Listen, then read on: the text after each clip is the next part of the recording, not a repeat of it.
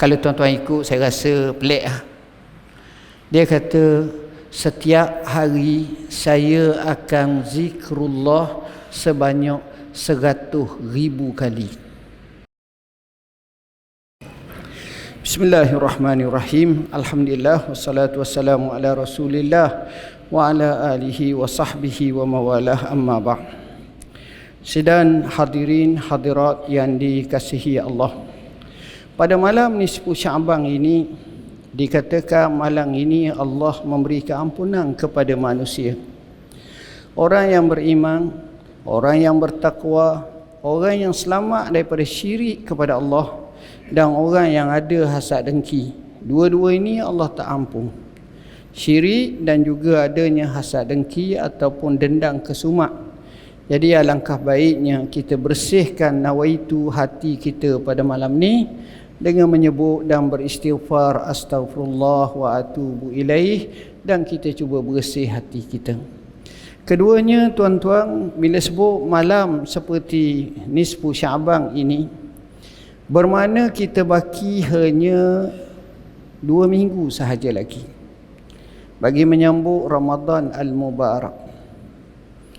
Saya akan sebut sebagai mukaddimah macam mana orang-orang zaman dahulu berkira-kira pada bulan Sya'ban ini untuk menyambut Ramadan Al-Mubarak.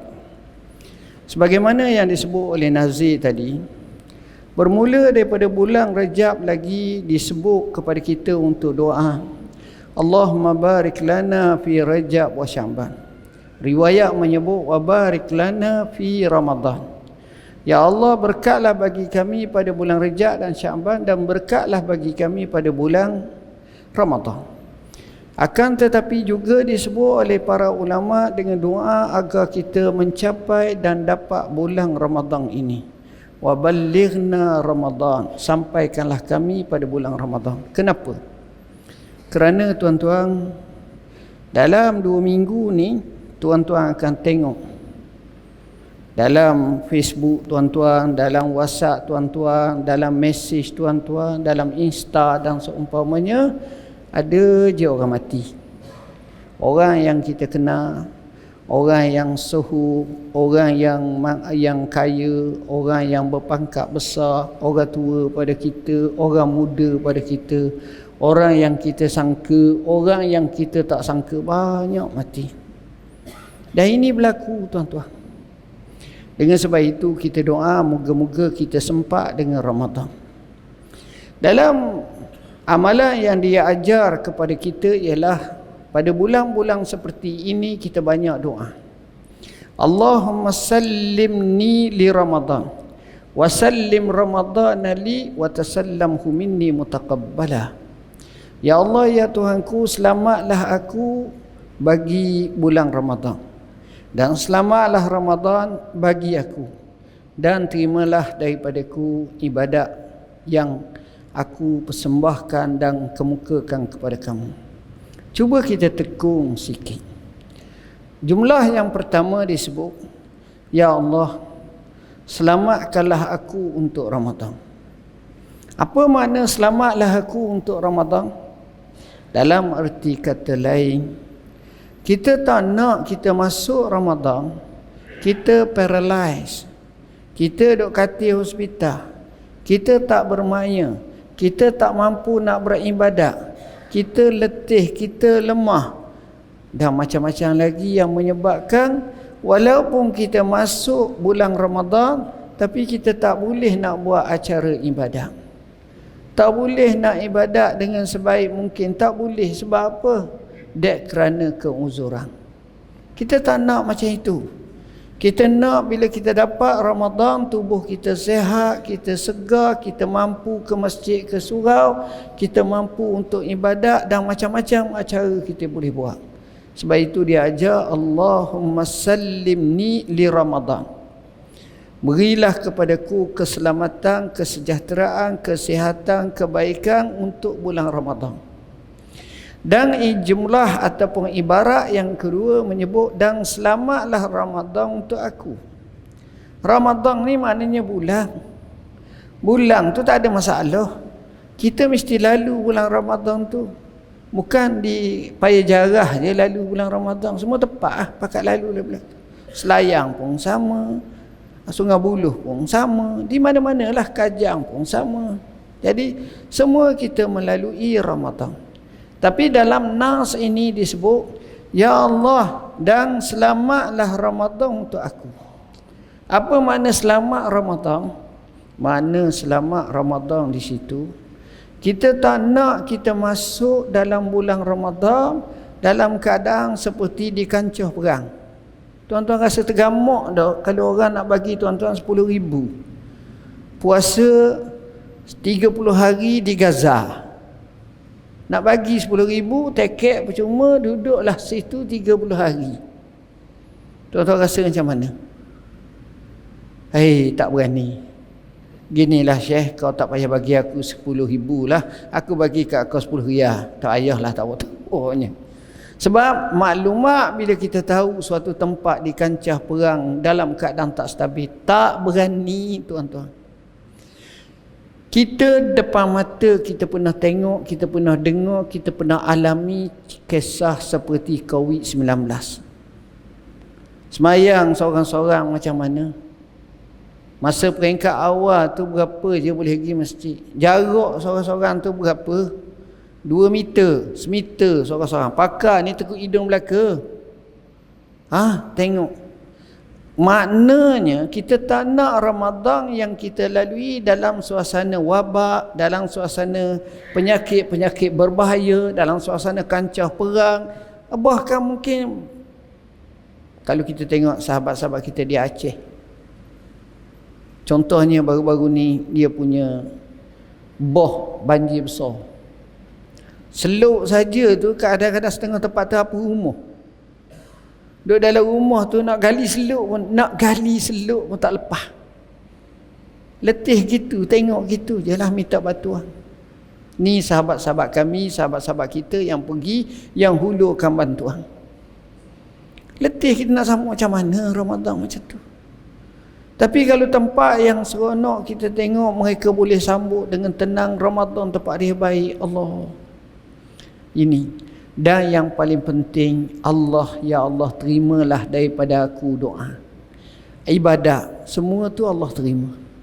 Kita semayang, kita ibadat, kita nak Allah terima. Tuan-tuan dan puan-puan yang dirahmati Allah, bulan Syaban ini, kalau kita tengok, dia bulan merupakan kita buat persediaan. Antara persediaan yang perlu kita ada ialah kita hendaklah memahami tentang fiqh Ramadan. Maksud fiqh Ramadan tu yang terkait dengan seperti contohnya puasa. Macam mana saya sebut dalam buku Ramadan Al-Mubarak ni. Bab puasa aja. Bab hukum puasa, pahala puasa, ibadat panjang. Reka ceritanya biar kita tahu semua. Dan jangan kita tahu satu, dalam bab puasa ni kita kena tahu 2 perkara. Dan kita kena jaga 2 perkara. Apa benda? Nombor 1, kita nak jaga dan nak pelihara daripada kita melakukan perkara yang membatalkan puasa. Yang ini kita tak nak. Jadi kita hak ni ramai orang jaga. Dia tak makan, dia tak minum, dia tak bersetubuh dengan isteri dia di siang hari. Boleh jaga, alhamdulillah. Tapi yang kedua, dia jarang boleh jaga. Iaitu memelihara dan menjaga daripada membatalkan pahala puasa. Nabi bersebut dalam 2 riwayat, satu menyatakan rubba saimin bin nahar laisa lahu hazzun illa al-ju' wal 'atash. Boleh jadi orang tu berpuasa dia tak dapat apa-apa walaupun dia puasa siang hari kecuali lapar dan dahaga. Sebab apa? Sebab mungkin mulutnya tak pantang, hatinya tak pantang. Kata orang ni, bergaduh orang situ, maki orang ni, macam-macam. Dalam sebuah hadis yang masyhur, Nabi menyebut, Man lam yada' qaula zur wal amal bihi falaysa lillahi hajah an yada'a ta'amahu wa syarabahu wa syahwatah au kama qala.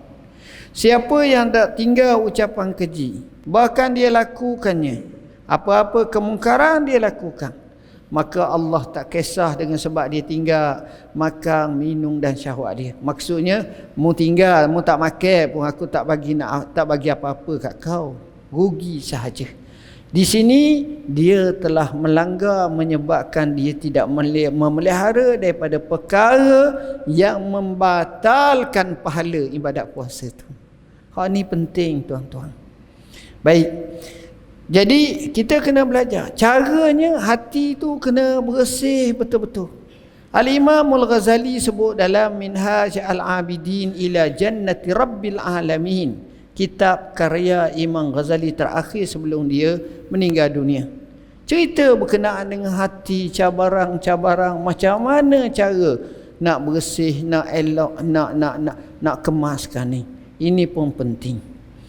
Yang seterusnya, ketika mana kita sedang menghadapi ibadat puasa ini, ataupun kita berada di bulan Ramadan ini, bulan Syaban ini, sebagaimana saya kata tadi, kita kena belajar berkenaan dengan fikih Ramadan, dan bukan semata-mata masalah ibadat puasa semata-mata, tapi kita nak juga kalau boleh kita tahu. Kadang-kadang kita terlupa bahawa bulan Ramadan ni satu bulan beri semangat pada kita, bukan bulan lesu. Catatan kemenangan Islam teramat banyak berlaku di bulan Ramadan. Perang Badar, bulan Ramadan. Pembukaan kota Mekah, bulan Ramadan. Catatan tu banyak. Membuka kota sampai Perancis, bulan Ramadan. Yang mana buka tu sampai Toulouse dengan Paris tu lebih kurang 30 km, 30 batu je hari nak sampai. Tentera Islam buka zaman dulu. Tariq bin Ziyad yang boleh menakluk, melawan ataupun membuka Spain, Sepanyol, Gibraltar dan seumpamanya, bulan Ramadan. Banyak peperangan Zallaqah, bulan Ramadan. Peperangan Ain Jalu, bulan Ramadan. Catatan yang amat-amat banyak kemenangan bulan Ramadan saya sebut dalam buku Garis Masa Hayat Rasulullah SAW. Sejarah Nabi, bulan Ramadan ni bulan yang memberi kemenangan, kehebatan, bukan kelesuan macam kita kata biasa. Tak. Jadi kita pun faham bulan Ramadan ini, sebagaimana yang kita kata sekarang ni kita berada di bulan Syaban. Maka bulan Syaban ni kita juga nak berkira-kira, kita nak tengok apa acara ibadat yang special, yang istimewa yang boleh kita lakukan. Ibadat yang paling special biasanya dikaitkan sama ada masa atau tempat. Antaranya ibadat paling special yang banyak menempatkan dalam hidup manusia ini dari segi masa, dari segi tempat, namanya solat. Solat ni hebat. Rejab kita tahu turunnya kefarduan solat mengikut riwayat yang masyhur bulan Rejab, Isra' Mi'raj. Bila masuk bulan Ramadan, tiba-tiba ada satu jenis solat khas tak boleh buat bulan lain. Kita tak boleh lakukan. Namanya solat tarawih. Malam ni tengok ramai, boleh tak kita pakat semai tarawih?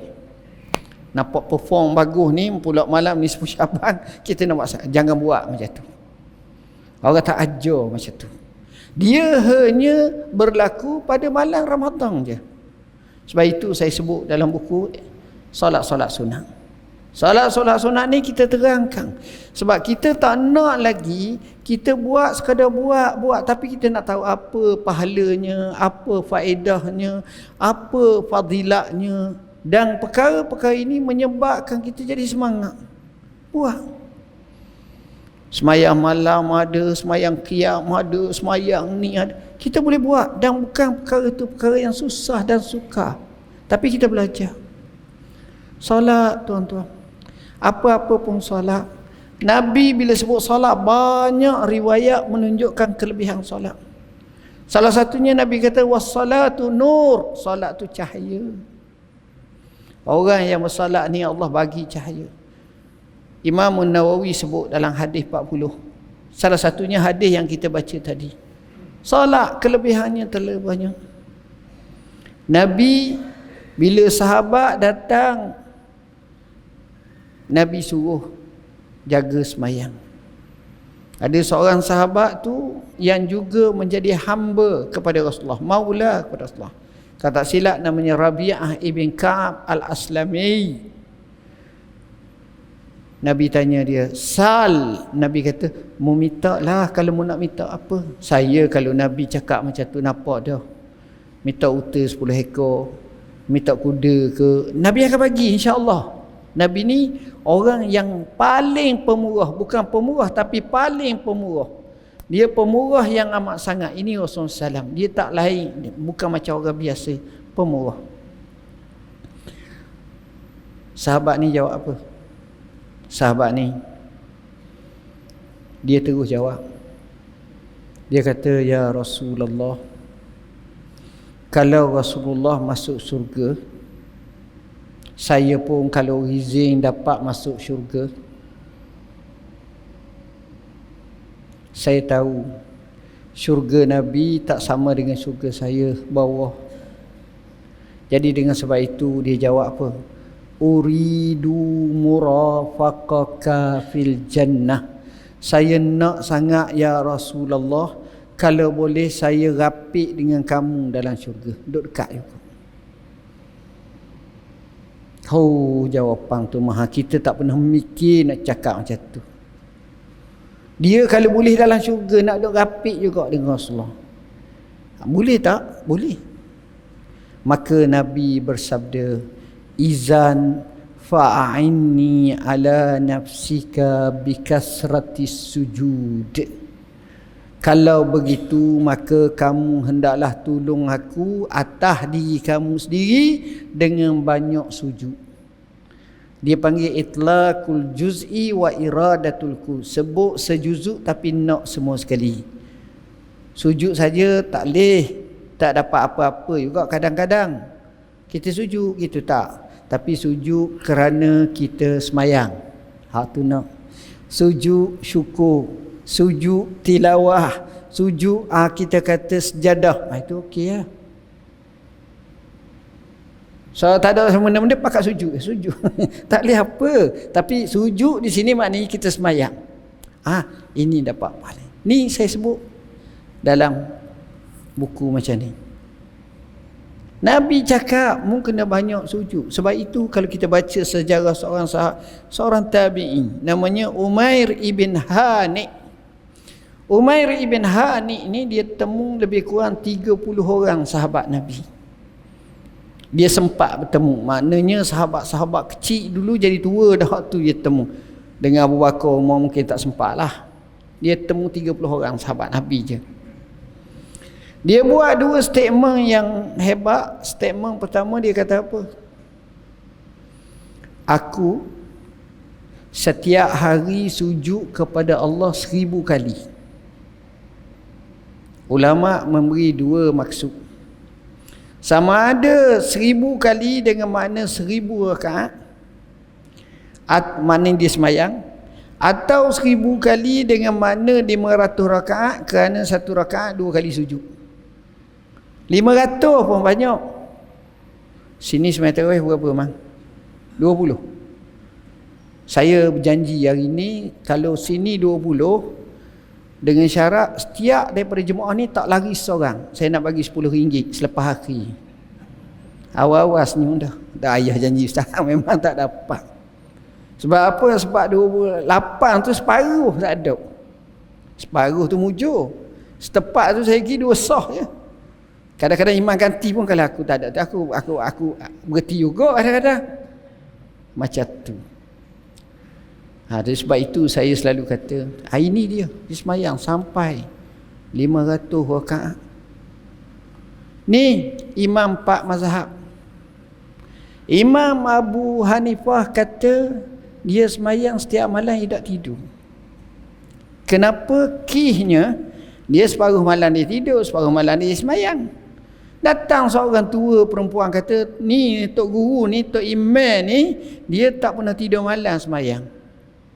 Jadi dia takut orang tu cakap bohong, dia pun terus semayang tiap malam. Saya kalau kita lah, kita buat sikit, orang puji banyak, kita buat lagi sikit, dah dapat dah puji orang. Selesai masalah. Tapi orang macam ni dia tidak. Hebat dia. Dan kata Umair ibn Hani, kenyataan yang kedua dia kata apa? Yang ni tuan-tuan dengar je, jangan ikut ah. Kalau tuan-tuan ikut saya rasa pelik ah. Dia kata setiap hari saya akan zikrullah sebanyak 100,000 kali. Ada berani baik? Letih kita. Ini kesungguhan, himmatul rijal. Puak-puak ni lain. Dia buat sungguh-sungguh.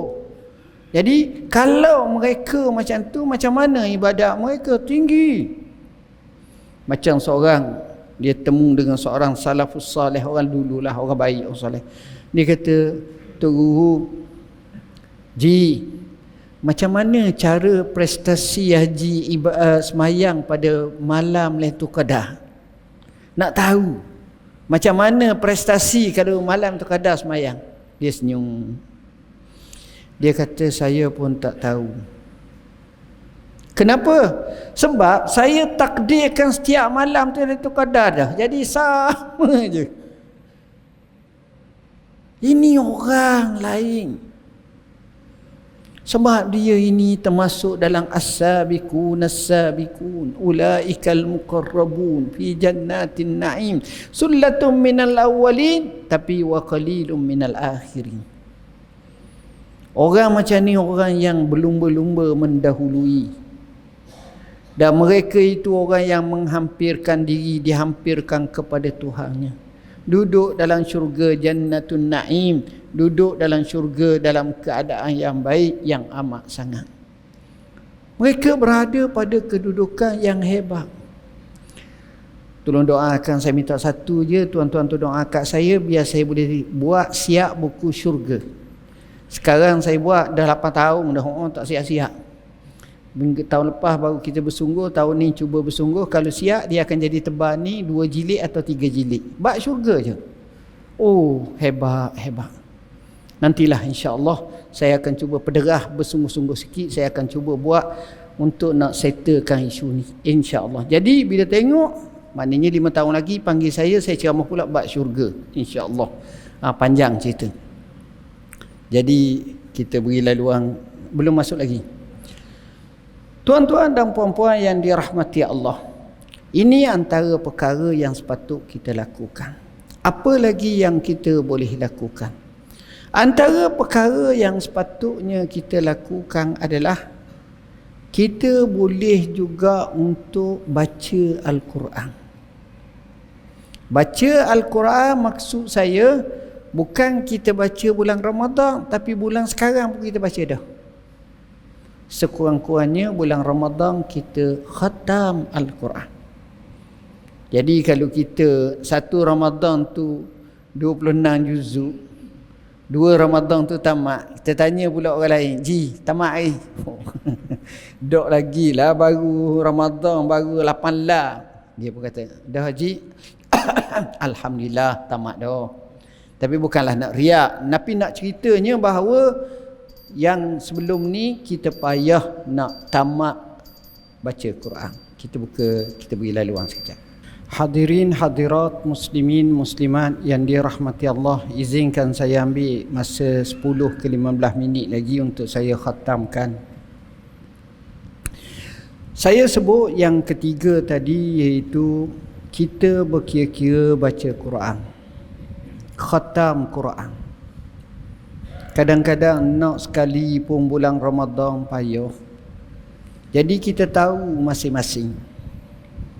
Kalau kita tengok orang-orang yang soleh zaman dulu, dia buat banyak kali. Saya nak cerita jujur. Maksud saya daripada hati saya. Hampir setiap tahun saya pergi ke penjara. Hampir setiap tahun. Dekat 10 tahun dah, lebih dah. Di antara yang paling saya suka pergi adalah Banduang Akhir. Sebab kita akan terasa dua harapan yang berbeza, dua cita-cita yang berbeza. Saya boleh cerita kisah panjang tapi masa tak sempat. Cuma saya nak nyatakan begini. Kadang-kadang bila saya pergi 5-16 Ramadan atau lebih sikit, saya tanya mereka, siapa khatam Quran sekali? Hampir semua, ramai kat tangan. 2 kali ada. 3 kali ada juga. Kita pun tak berani tanya lebih. Kita sekali pun tak berapa lagi. Nak ceritanya kalau mereka boleh bersungguh-sungguh, Allah, kita ni patut buat juga, tuan-tuan. Cubalah khatam Quran. Buat pasukan. Pasukan mungkin hari Minggu tu, hari Sabtu, hari Ahad, pakat berada di sini. Pukul 8 pagi ngatuk tu, okey. Start pukul 10, pukul 11. Sampai zuhur, lepas zuhur sikit asar, boleh 10 juzuk ke? 5 juzuk tak apa dah. 1 5 juzuk, Ahad 5 juzuk, 10 dah. Boleh 3 kali Sabtu, 3 kali Ahad, khatam lah. Contohnya kalau waktu saja. Maknanya kita kena fikir, biar kita ni termasuk terjumlah bila datang Ramadan khatam Quran. Saya pun rasa sedih diri saya banyak tak baca Quran, tak khatam Quran. Patut kita kena buat. Ini saya bukan nasihat kat tuan-tuan, tapi saya nasihat kepada kita semua termasuk diri saya. Kita. Kena. Handset setiap orang ada seseorang. Hak hebat apa 2, 3 handset. Tapi Quran tak ada seseorang. Kongsi sebuah rumah. Malu saya. Kena ada Quran kita. Kena ada baca. Buat. Anak kita khatam, ni kita khatam. Pakat khatam Quran. Ini penting. Cubalah. Kita pakat tahun ni sekali. Hak sekali, 2 kali. Saya mampu Ustaz kalau buat 3 kali. 3 kali mampu, 4 kali. Syekh Imam Syafi'i setiap hari 2 kali khatam Quran. Dia baca, dia panggil bacaan secara hadar. Dia tak baca macam kita tadi, lajulah bacaan. Tapi maknanya dia khatam. Saya sebut dalam buku ni, Imam Abu Hanifah, dia mati, dia baca, dia khatam Quran 7,000 kali. 7,000 kali tu kita rasa banyak tak? Tapi kalau kita kalkulate tak banyak. Sebab umur dia lahir 180 tahun, 80 hijrah, dia mati 150 hijrah. Makna umur dia 70 tahun. Tolak 10 tahun masa kecil contohnya lah, bermakna 60 tahun. Kalau dia ngaji sehari sekali khatam, bermakna 360 setahun. Bermakna 3 tahun 1000 kali. 3 tahun 1000 kali. Bermakna kalau 10 tahun dah jadi 3,000 kali dah. 10 tahun 3,000. 20 tahun 6,000. 30 tahun bermakna dia bukan sekali. Ertinya mungkin seminggu sekali, mungkin 3 hari 4 hari sekali, dan mungkin masa Ramadan tu baru kuat baca. Tapi maknanya banyak. Ni baca Quran. Contoh baca. Boleh. Jadi kita kena juga. Saya ajak diri saya nombor satunya, saya tak nak saya suruh orang, saya tak buat. Saya cuba jugalah. Kita pakat ramai-ramai, kita khatam Quran insya-Allah. Ada manisnya. Orang baca Quran, khatam Quran, di sana ada doa mustajab. Doalah untuk kebahagiaan dunia, akhirat dan seumpamanya. Nombor 4. Antara perkara yang penting namanya ialah kita bersedekah. Kita bersedekah. Sedekah ni baik sangat tuan-tuan. Saya bila sebut sedekah, saya tak kata sedekah fadilat, saya sebut keajaiban sedekah. Buku ni khas. Cerita bab ajaib. Manakah nak ceramah buku ni saja? Banyak. Cerita pun macam-macam. Dengan sedekah sembuh penyakit, dengan sedekah hutang dapat bayar hutang. Kita payah juga hutang. Patutnya orang yang berhutang janganlah sedekah. Dengan sedekah hutang. Saya sebut dalam hidup bebas hutang. Salah satunya caranya sedekah. Dan banyak dalil pun ada. Kita bukan cakap awang-awang ataupun terawang-awang. Tak, kita cakap ni ada fakta, ada sejarah, ada bukti, ada yang menunjukkan bahkan Nabi pun ada sebut sedekah. Sedekah ke masjid, apa salahnya nak buat? Ni kita duk tengok lapu ni. Kalau tak ada lapu, jalan kok pelaga hidung orang lah tepuh kena jalan gagah, payuh kan. Sejarah Islam dulu. Bila Nabi duduk Madinah, Nabi buat masjid. Bila buat masjid, masing-masing duduk malang kok, kalau maghrib isyak kok dalam gagah. Faham mana gagah? Tu gelap. Tiba-tiba ada seorang sahabat Nabi namanya Tamim Ad-Dari. Tamim Ad-Dari ni, dia ni orang Kristian. Lebih kurang tahun 9 Hijrah, dia datang ke Madinah, dia masuk Islam. Dia ni orang mana? Daraya. Dari itu Daraya. Daraya ni kat mana? Daraya ni kalau kita tengok dalam peta lebih kurang kat Syria sekarang. Syria ni saya sukalah sebut Syria sebab saya pernah belajar sana, duduk sana dan saya ikuti sangat Syria ni. Jadi Tamim Ad-Dari ni ceritanya panjang. Rekah ceritanya saya sebut dalam buku kecil-kecil. Imam Mahdi, Dajjal, Dabbatul Ar. Dia antara orang yang tengok Dajjal ria kepala, dengan mata kepala tengok Dajjal. Mana Dajjal ada dah sekarang, dia tengok. Dan hadis tu hadis sahih riwayat Bukhari, riwayat Muslim.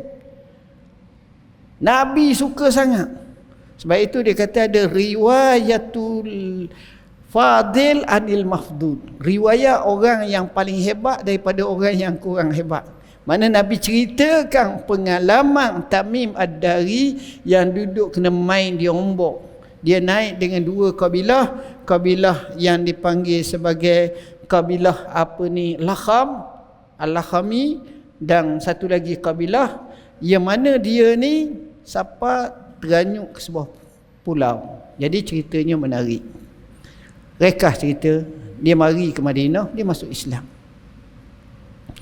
Yang peliknya, hak suruh ikut Islam tu Dajjal. Dajjal. Ada hadis riwayat tu. Tuan balik ni beli buku tu, tengok riwayat. Sebab Dajjal ni bila dia kena tu dia tanya. Dia bijak, dia tak tanya straight, dia tanya, orang panggil double meaning lah. Dia tanya orang lain dulu. Dia kata, contoh Dajjal saya dia. Masa temu Dajjal, dia tanya, dialog ni Nabi sebut. Dia kata, sungai Tabari ataupun laut Tabari tu, ataupun Tasik Galigi tu, air banyak tak lagi? Orang kata banyak. Dia kata nanti tak ada air. Pokok khema di Bisang tu macam mana? Bisang ni dekat dengan Palestin. Tu subur. Dia kata bagus, pokok subur khema. Dia kata satu masa nanti tak ada. Lepas tu dia tanya apa lagi? Ada tak Nabi baru muncul? Ada. Kat mana? Jauh Mekah. Akhir sekali kata apa? Alangkah baiknya kalau mereka ikut dia semua.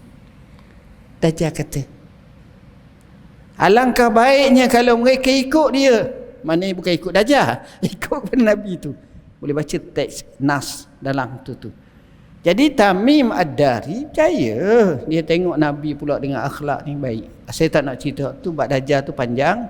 Tuan-tuan boleh tengoklah buku-buku macam buku ni, kecil je, menarik kisah dia.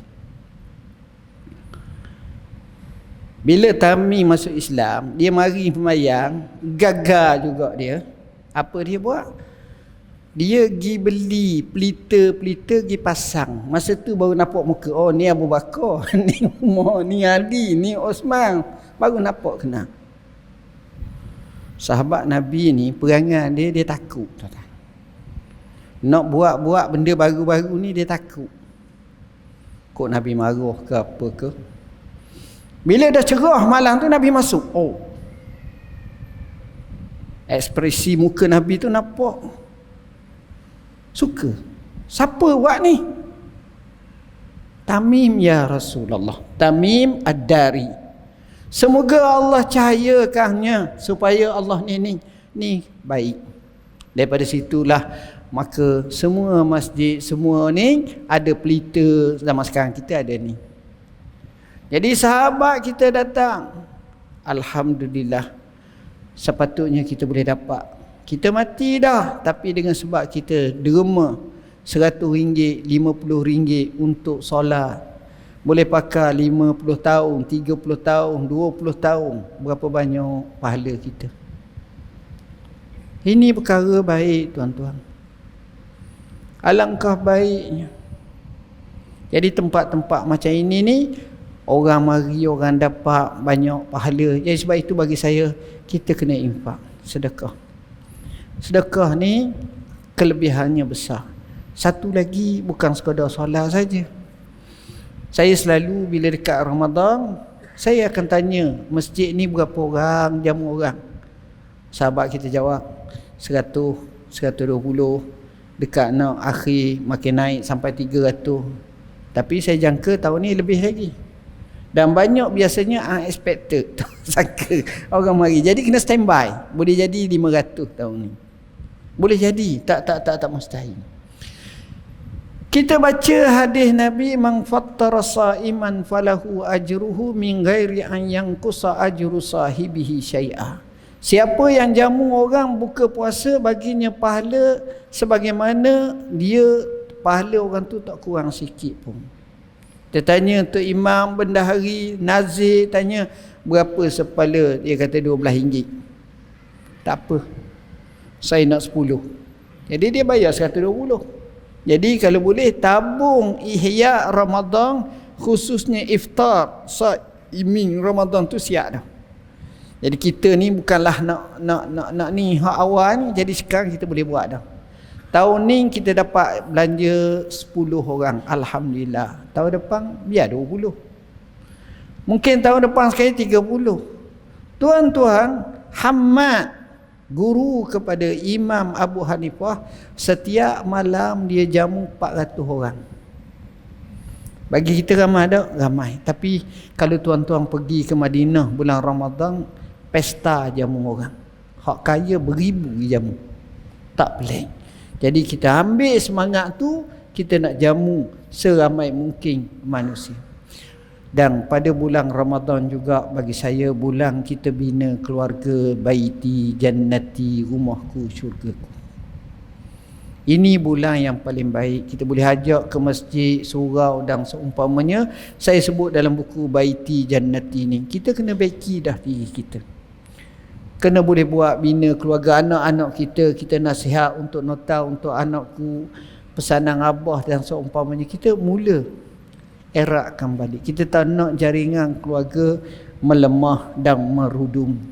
Dan pada bulan-bulan seperti ini, amalkan dengan doa tuan-tuan. Kita sebut dalam buku inilah doaku. Doa aja, jangan rusing, doa. Mudah-mudahan Allah makbulkan doa kita. Allah ringankan beban kita. Allah tenangkan hidup kita. Sekadar itu yang dapat saya sampaikan. Mohon maaf banyak-banyak. Mudah-mudahan Allah terima ibadat kita pada bulan Ramadan ni dan seterusnya membawa kepada kita ke syurga Allah. Sekian aku qauli hadza wa astaghfirullahal azim li wa lakum. Bismillahirrahmanirrahim. Allahumma faqihna fid din, alimna ta'wil. Allahumma ja'alna minal ladzina yastami'una qawla fayattabi'una ahsana. Rabbana atina min ladunka rahmatan wa hayyi' lana min amrina rasyada. Rabbana la tuzigh qulubana ba'da idh hadaytana wa hab lana min ladunka rahmatan innaka antal wahhab.